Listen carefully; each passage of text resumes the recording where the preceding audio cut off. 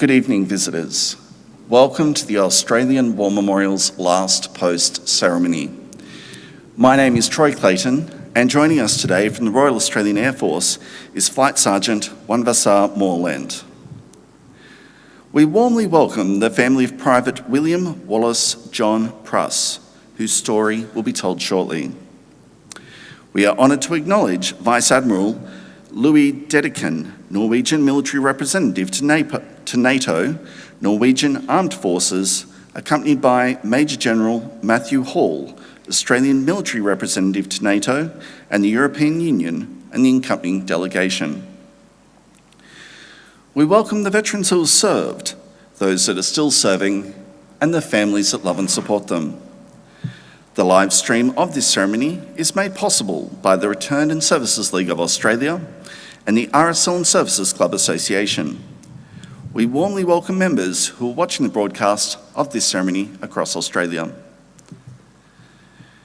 During this evening's ceremony, wreaths will be laid at the base of the Pool of Reflection by family and visitors to the memorial.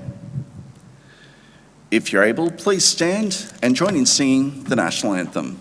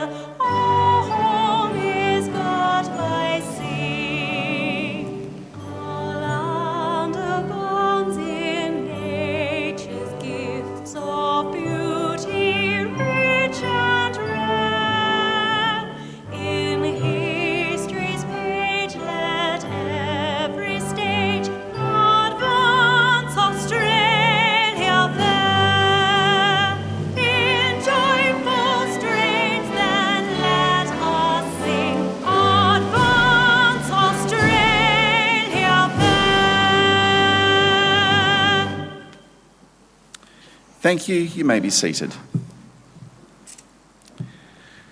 The Australian War Memorial was the vision of Charles Bean, Australia's First World War official historian. Bean landed with the Australian troops on Gallipoli and stayed with them at the front through to the end of the war. The idea of this national memorial and museum came to him at Pozières, France, in the depths of the bloody fighting of 1916. Bean's idea was that this would be a place where families and friends could mourn their loved ones buried in faraway places. It would also be a place that could help all Australians understand what these men and women had endured and what they had done for us. Bean's vision, to which we remain true, is best expressed as inscribed in the entrance to the memorial's galleries. Here is their spirit, in the heart of the land they loved, and here we guard the record which they themselves made. Tonight, we'll read the story behind just one of those on the Roll of Honour, which lists the names of more than 103,000 men and women who have given their lives for us in war and on operations for more than a century. But first, we present a lament, Flowers of the Forest. Wreaths or floral tributes will now be laid at the base of the Pool of Reflection.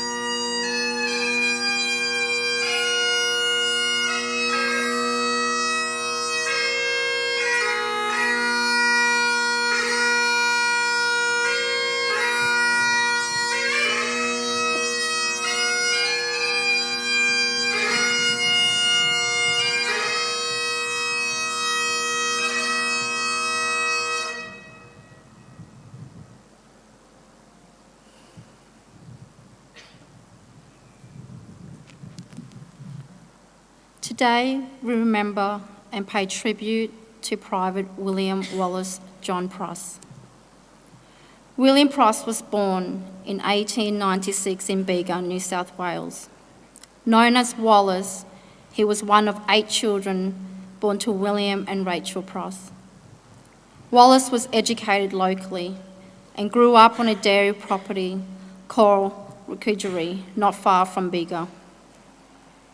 His father worked for the owners of the farm, and much of William's childhood and early adult life was spent assisting his father in running the property.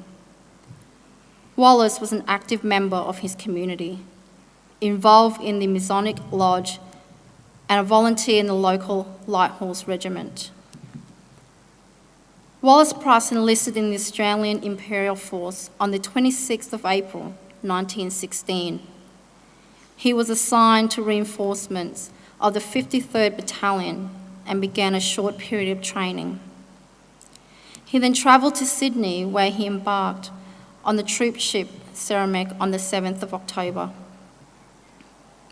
After several weeks at sea, Private Pruss arrived in Plymouth, England, and proceeded to camp for further training. He remained until December, when he and his fellow new recruits travelled to France to join their units.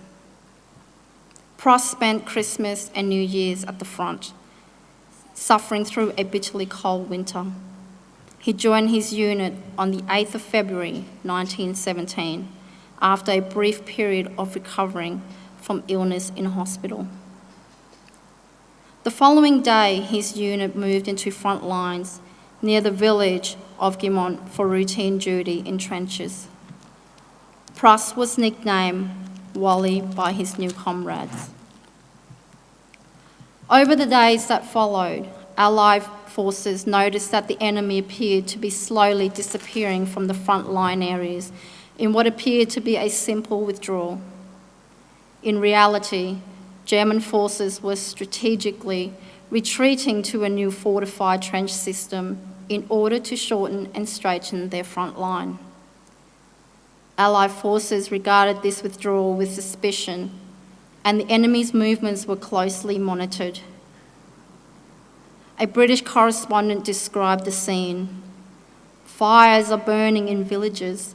The enemy is burning useless stores, and railway activity is abnormal. Some of the prisoners say the Germans intend on an extensive withdrawal, but they probably know nothing of their commander's plans." Pruss and his comrades spent regular periods rotating in and out of the front lines as German forces continued to pull back. On the 13th of March, 1917, Pruss was in the reserve trenches near Bapaume, resting in his dugout with a comrade in preparation to return to the front lines. While they were sleeping, German forces began shelling their position. During the barrage, Pruss's dugout was hit by a shell, killing him and his comrade instantly. Following his death, Pruss's family paid tribute to him in the Sydney Morning Herald with a short poem.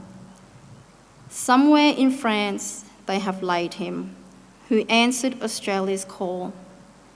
He died an Australian hero, thus the greatest death of all." Wallace Pruss was 20 years old. His name is listed on the Roll of Honour on my right, among almost 62,000 Australians who died while serving in the First World War. His photograph is displayed today by the Pool of Reflection. This is but one of the many stories of service and sacrifice told here at the Australian War Memorial.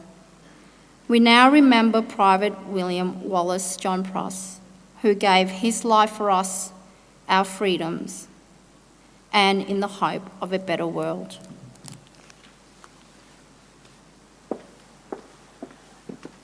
Please stand for the reading of the Ode and the sounding of the last post.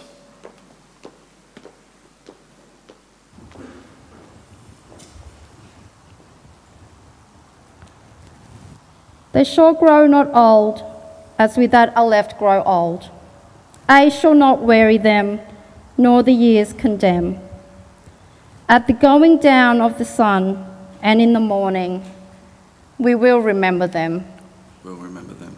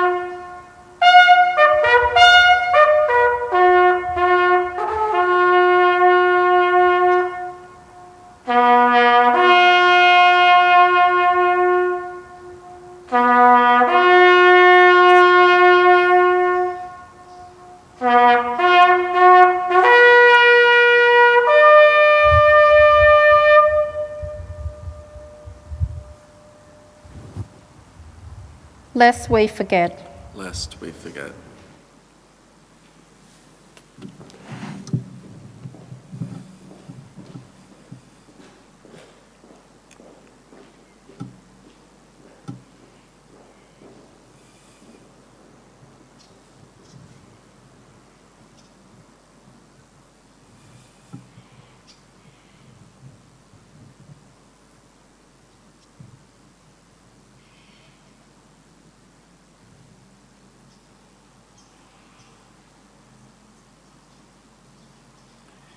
We leave you this evening with the words of the memorial's founder, Charles Bean.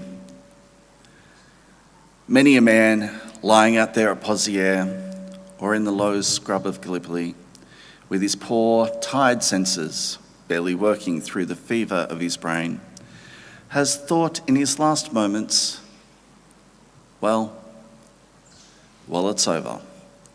But in Australia, they will be proud of this.